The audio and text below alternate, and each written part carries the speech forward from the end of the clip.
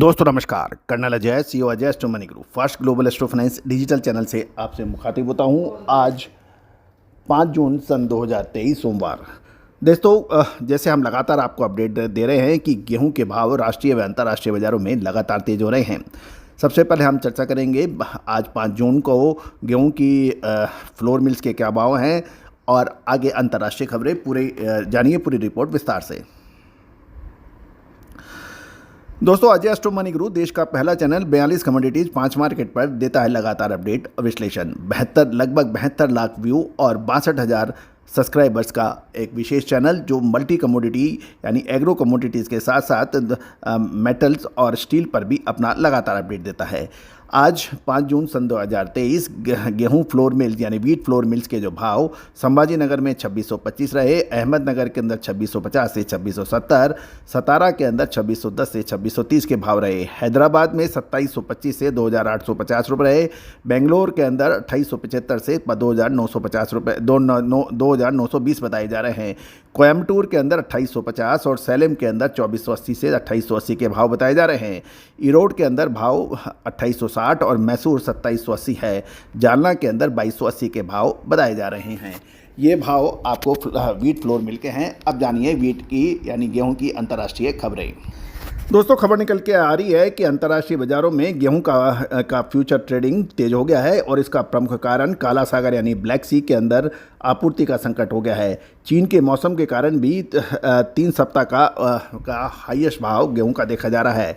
गौरतलब है दोस्तों, हमने आपको लगभग 3-4 दिन पहले ही आपको यूक्रेन और रूस के ऊपर एक विशेष एपिसोड बनाया था और उसमें यही कहा था कि जून के मध्य में एक बार जियोपॉलिटिकल टेंशन बढ़ सकता है और उसका असर पूरे विश्व के अंदर खाद्यान्न पर पड़ सकता है। ऐसा ही कुछ होता अब नज़र आ रहा है। शिकागो बोर्ड ऑफ ट्रेड यानी सीबॉट के अंदर आज सोमवार को गेहूं का वायदा 1% जम कर गया है जो लगभग 3 सप्ताह के उच्चतम स्तर पर हो गया है, क्योंकि चीन में काला सागर की आपूर्ति और फसल की कमजोर की चिंताओं की वजह से ये तेजी दर्ज हुई है। दोस्तों याद रखिएगा, तेजी आने के बाद तेजी और मंदी आने के बाद मंदी कहने से होता है कुछ फ़ायदा नहीं। विश्लेषण वो जो आपको अग्रिम बताया जाए। गेहूं के लिए आपको याद कीजिए फरवरी के अंदर हमारा अग्रिम विश्लेषण, साथ साथ फिर मार्च अप्रैल के अंदर हमारा अग्रिम विश्लेषण गिरावट का, पहले तेजी का उसके बाद गिरावट का अक्षर सत्य साबित हुआ। अभी 3 से 4 दिन पहले हमने रूस यूक्रेन के अग्रिम विश्लेषण दिया था, जियोपॉलिटिकल टेंशन और जियो इकोनॉमिकल टेंशन, और उसका असर खाद्यान्न में पड़े अब वो होता हुआ नजर आ रहा है। दोस्तों आने वाला 1 से 1.5 महीना गेहूं के लिए बहुत महत्वपूर्ण साबित हो सकता है। क्या होगा इसमें विशेष तेजी या मंदी, उसके लिए विशेष रिपोर्ट के लिए भी आप संपर्क कर सकते हैं। जानिए आगे की रिपोर्ट। सीबॉट के अंदर सक्रिय वीट कॉन्ट्रैक्ट में 1.3% बढ़कर हो गया है और ये 17 मई के बाद उच्चतम स्तर देखा गया है। ये $6.28 प्रति बुशल तक पहुंच गया है। कीव ने यानी यूक्रेन ने गुरुवार को कहा था कि संयुक्त राष्ट्र के मध्यस्थता में काला सागर अनाज निर्यात सौदा फिर रुक गया था, क्योंकि ये पहले इसमें 2 महीने बढ़ाने का इसमें प्रस्ताव किया था जो कि सभी पक्षों को मान्य था, क्योंकि रूस ने सभी यूक्रेनी बंदरगाहों के लिए जहाज़ों के पंजीकरण में रोक लगा दी है। दोस्तों यूक्रेन के कृषि मंत्री ने शुक्रवार को कहा कि हालांकि रूस के समर्थन के बिना प्लान बी के तहत के केसों में यूक्रेन काला सागर में अनाज का निर्यात जारी रखने को तैयार होगा। अगर मॉस्को ने मौजूदा अनाज निर्यात सौदे पर कुछ अड़चन लगाई तो ये ट्रीटी भंग हो सकती है। दूसरी तरफ चीन में हेनान के सबसे बड़े गेहूं उत्पादक प्रांत में आने वाले दिनों में और अधिक बारिश होने की उम्मीद लगाई जा रही है।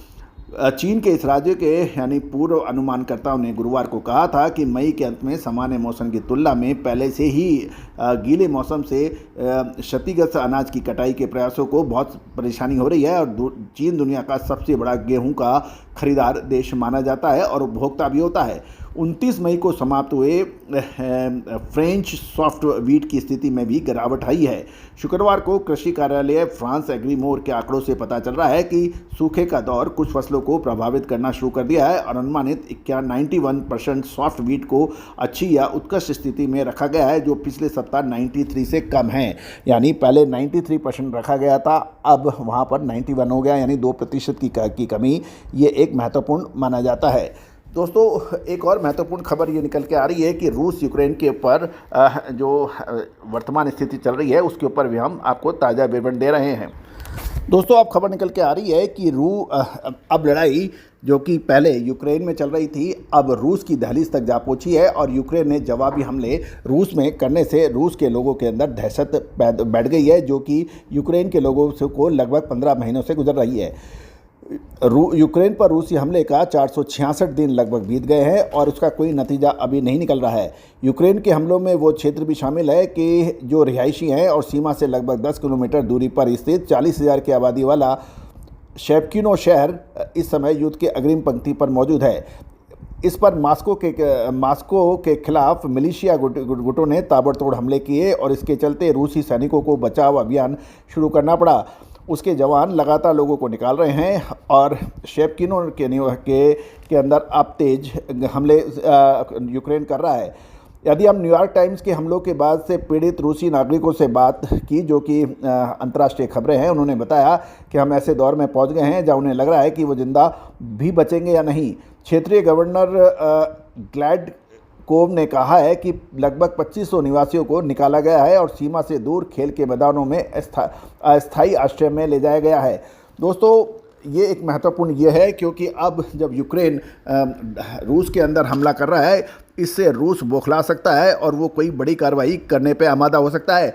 दोस्तों इसकी अग्रिम विश्लेषण हमने लगभग 3 से 4 दिन 5 दिन पहले ही आपको दिया था कि जून के मध्य के अंदर जियोपॉलिटिकल और जियो इकोनॉमिकल टेंशन बढ़ सकता है।